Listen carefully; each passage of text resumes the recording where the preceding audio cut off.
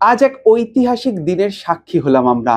এখন হচ্ছি, আমরা রয়েছি এসএসকেএম হাসপাতালে এবং সেখানে আমরা জানি এখানে প্রচুর চিকিৎসক রয়েছেন। চিকিৎসকদের ধর্ম হলো রোগীকে পরিষেবা সেবা দেওয়া। আর যখন যে রোগী লড়াকু হয়ে ওঠেন, তারা যখন বাঁচবো বলে একেবারে প্রতিজ্ঞাবদ্ধ হয়ে ওঠেন, তখন কিন্তু সার্থকতা, প্রত্যেক কটা চিকিৎসকের সার্থকতা। কেন বলছি?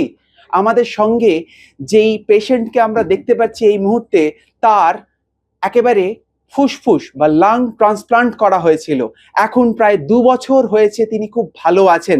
তার সাথে প্রথম কথা বলে নেব, তিনি কেমন আছেন, কিভাবে এই ব্যাপারটাকে দেখছেন, আরো মানুষকে কিভাবে ইন্সপায়ার করবেন।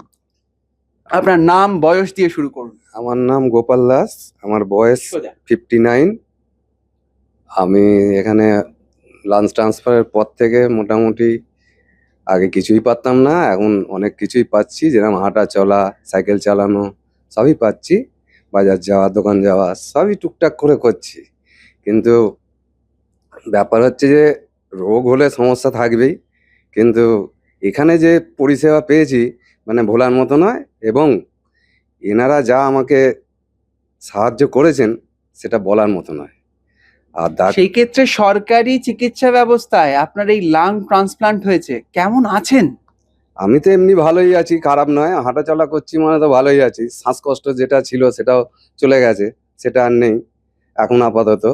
এবার শরীর থাকলে একটু আধটু জ্বর, জ্বালা, সর্দি, কাশি এগুলো থাকবে। মানুষকে আরো এগিয়ে আসার জন্য বলবেন? অবশ্যই, আমি তো মানে আপনি বুম ধরার আগেই বলেছি যে আমার যত পরিচিত আছে আমি তো সবসময় বলবো। তারপরে এরা না বলছেন যে একদিন করে সময় দিতে, সেটাও দেবো, অসুবিধা নেই। তার কারণ হচ্ছে যে এটা একটু মনের জোরের ব্যাপার আছে। এইরকম অপারেশন ঝট করে অনেকে, যেরকম সেদিন এসে শুনলাম যে একজন অপারেশনের ভয়ে চলে গেছে, কিন্তু চলে গেলে তো হবে না, মনের জোর থাকলে তবে এইসব অপারেশন হবে, নাহলে হবে না।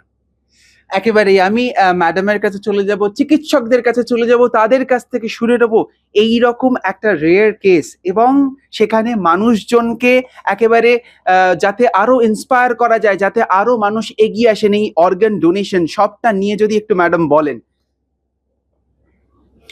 অর্গান ডোনেশন, আমরা বেঁচে থাকতে তো লোকের অনেক উপকার করি, সবাই উপকারও করি, আবার চেষ্টা করি যাতে আমাদের পরের জেনারেশন ভালো থাকে, আমাদের পাশে যারা আছে তারা ভালো থাকে।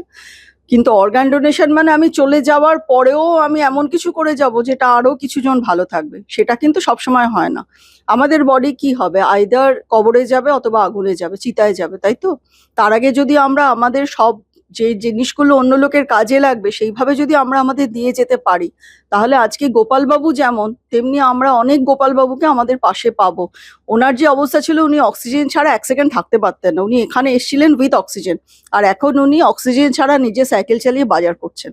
এটাই যে বড় প্রাপ্তি, শুধু একার ওনার নয়, আমাদের পুরো টিমের সব থেকে বড় প্রাপ্তি এটা, যে একজনকে আমরা, যিনি অক্সিজেন ডিপেন্ডেন্ট ছিলেন, তাকে আমরা সেখান থেকে একদম পুরোপুরি নর্মাল লাইফে পাঠিয়ে দিতে পেরেছি।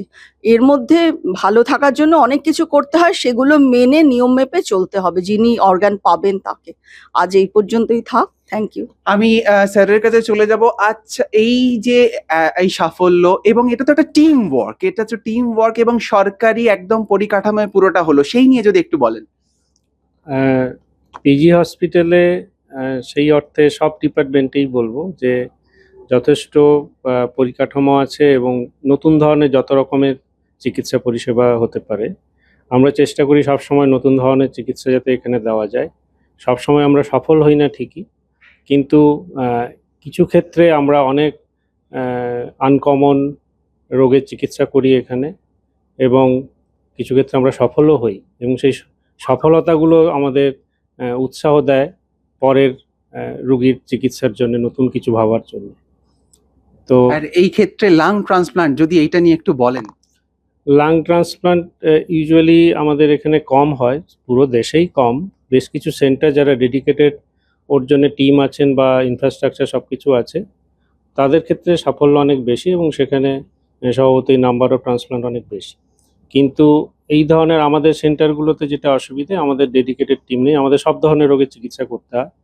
তো স্বভাবতই সেখানে পার্টিকুলার এই ট্রান্সপ্লান্ট, বিশেষ করে লাং ট্রান্সপ্লান্টের ক্ষেত্রে যেটা অসুবিধে, ডেডিকেটেড টিম ছাড়া কিন্তু মানে স্টার্টিং ফ্রম যখনই ব্রেনডের ডিক্লারেশন হলো সেই সময় থেকে পুরো ট্রান্সপ্লান্টের কমপ্লিট অবধি এবং তার পরের ফলো আপ, এগুলো কিন্তু ডেডিকেটেড টিম ছাড়া ভীষণভাবে অসুবিধা হয় এবং রেজাল্ট ভালো পাওয়ার সম্ভাবনা কম থাকে। সেই ক্ষেত্রে পূর্ব ভারত বা আমরা বলতে পারি এইরকম সার্ভাইভাল রেট, সেই দিক থেকে যদি এটা কি প্রথম বা এরকম কিছু বলা যেতে পারে? এটা প্রথম সেই অর্থে যে প্রথম সফলভাবে বাইল্যাটারাল লাং ট্রান্সপ্লান্ট পূর্ব ভারতে প্রথম এটা।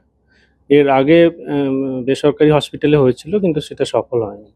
তো আমাদের এই গোপালবাবুই প্রথম সফল বাইল্যাটারাল লাং ট্রান্সপ্লান্ট। একেবারেই উদাহরণ আমাদের সামনে রয়েছেন, আর সেই উদাহরণ নিয়ে আপনারাও এগিয়ে আসুন।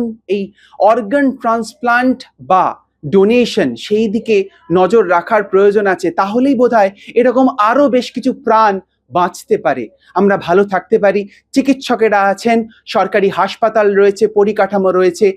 আসুন না এগিয়ে আসি, সবাই মিলে ভালো থাকি। রমিত বন্দ্যোপাধ্যায়ের রিপোর্ট, কলকাতা টিভি।